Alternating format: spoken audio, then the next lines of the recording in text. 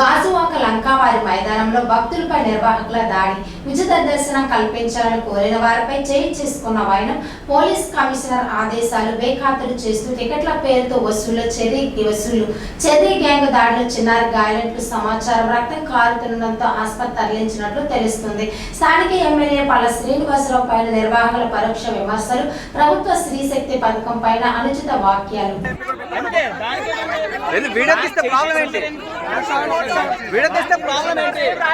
ఏ court order రాదో ఏం లేదు, వీళ్ళు దౌత్యంగా డబ్బులు దొబ్బుతున్నారు.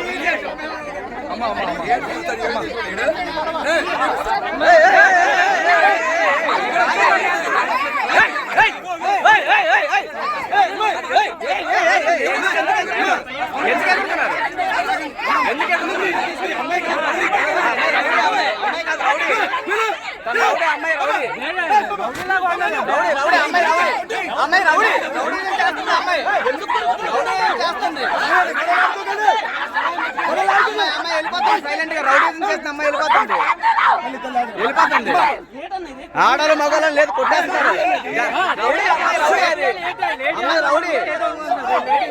లేడీ రౌడీ అమ్మాయి రౌడీ ఏం చేస్తున్నారు?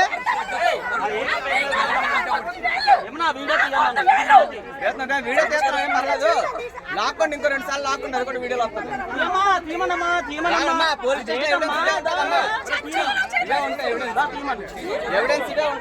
కోర్టు ఆర్డర్ వచ్చిందన్నారన్న, చూపిస్తా. అడిగితే కోర్టు ఆర్డర్ ఇచ్చిందన్నారు, అడిగితే కొట్టివారు చేంజ్ చేశారన్నమాట. అన్న నిన్ను కొట్టిందా లాక్కోండి కదా.